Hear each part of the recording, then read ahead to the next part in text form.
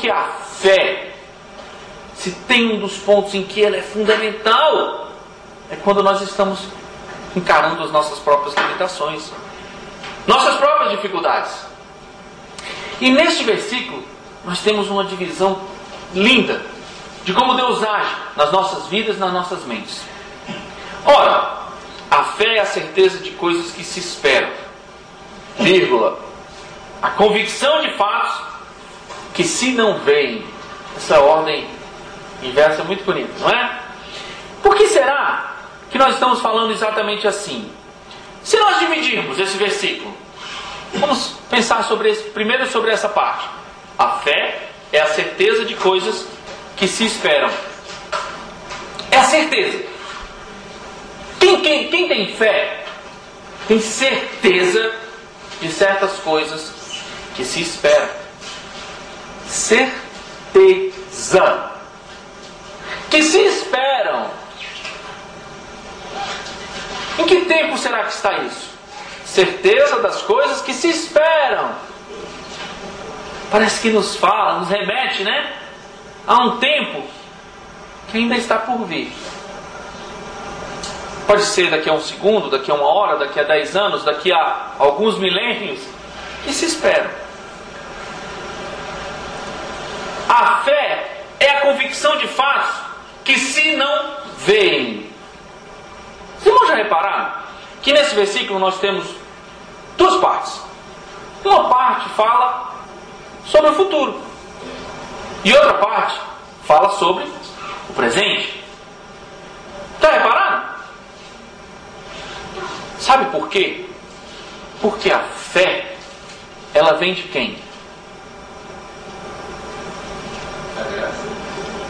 Lá nós aprendemos que a fé é dom de Deus. Dom de Deus. Mediante a fé nós temos a graça que é dom de Deus. A fé vem de Deus. Se nós não formos alcançados pela graça de Deus, sequer conseguimos crer nele. A fé vem pelo ouvir e ouvir da palavra. A fé vem de Deus.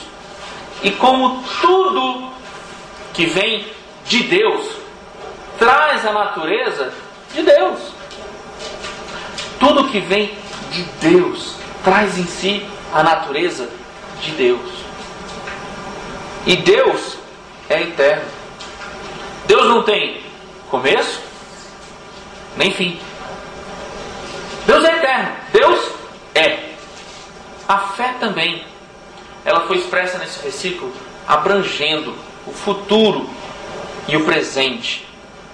A fé, ela não pode ser expressa só no presente. Assim como a fé também não pode ser expressa só no futuro. A fé é. A fé é a certeza de coisas que se esperam. E a fé é a convicção de fatos que se não veem. Existe uma representação clara de futuro e de presente. Deus não está sujeito ao futuro e presente. Deus é. O tempo foi feito, a palavra de Deus nos ensina, para nossa proteção. Nós não conseguiríamos viver sem a proteção do tempo. Nós não suportaríamos ter ciência como Deus tem de tudo, independente do tempo. Nós não temos na nossa consistência, na nossa matéria, na nossa natureza, capacidade disso. É por isso que o futuro pertence a Deus. Ele não é nosso, ele não é para nós. O futuro é de Deus. Se em determinados pontos da história, hoje em dia, no futuro, no passado, Deus decidiu comunicar eventos, passos, acontecimentos, é na presciência dele, na autoridade dele. Mas o futuro não pertence a nós. Mas a fé necessariamente ela tem esse conceito. E é importante, vocês vão ver. A gente vai conversar. Futuro e presente são importantes para nós. Para Deus, não. Não sei se os irmãos se lembram, no sermão passado descrevi que a palavra que normalmente se usa para fé no Novo Testamento, só em 3 ocasiões ela não é traduzida como fé. É traduzida como fidelidade. Exatamente em momentos em que aquilo se refere a Deus. Porque Deus não tem fé. Deus não precisa ter fé. Deus é Deus. Quando a palavra se refere a Deus, ela é traduzida por fidelidade. Daí o conceito de fé e fidelidade serem muito próximos um do outro. Esse conceito, essa perfeição, o jeito como Deus quis comunicar para nós, foi exatamente para que a gente entenda onde que a fé tem que atuar na nossa vida. Ela é feita, ela é composta da natureza de Deus. E isso foi feito assim para que nós, seres humanos, entendamos. A forma como a fé atua na minha vida influencia as pessoas.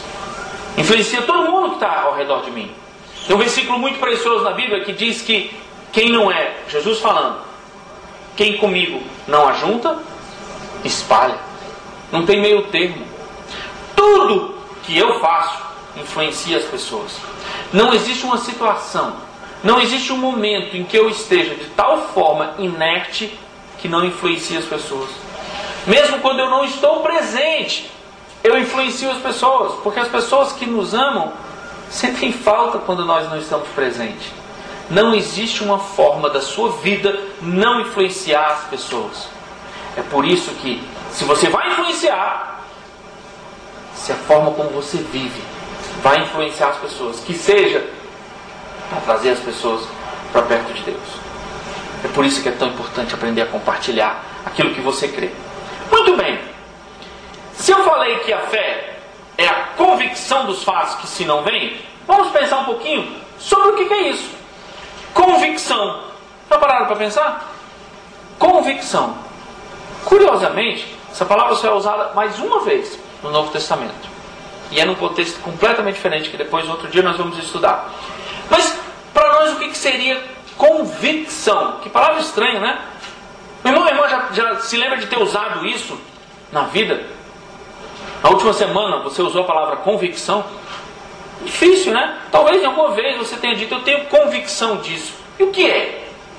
O que é convicção?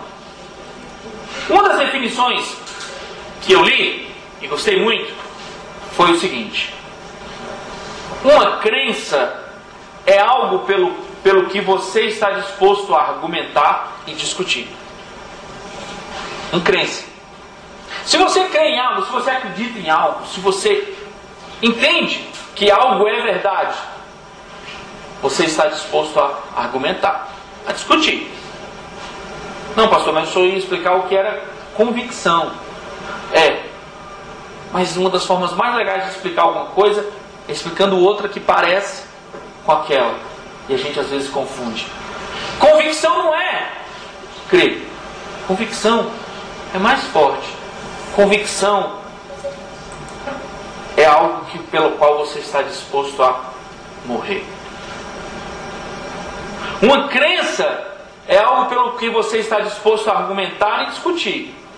Uma convicção é algo pelo que você está disposto a morrer.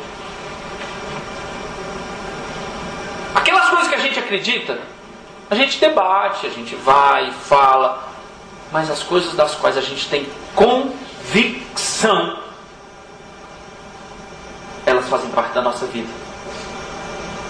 A gente está disposto a trocar a vida por elas. Essa é a força da palavra convicção. Quando a gente pensa assim, a gente começa a entender a fé, a certeza das coisas que se esperam e a convicção de fatos que se não veem. Como assim? Tem certas coisas que eu e você, meu irmão, nós não vemos, mas nós temos que ter convicção desses fatos.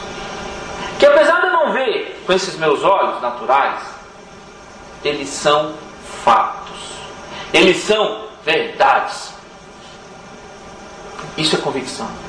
Quando a gente começa a entender a fé assim, a gente já para e... será que nós temos convicção de certas coisas que a gente não vê e estão declaradas na Bíblia? Será que isso é verdade na minha vida a tal ponto? Tão verdade quanto o fato de que eu estou vivo? É assim que a fé tem que ser. Outra definição muito legal é de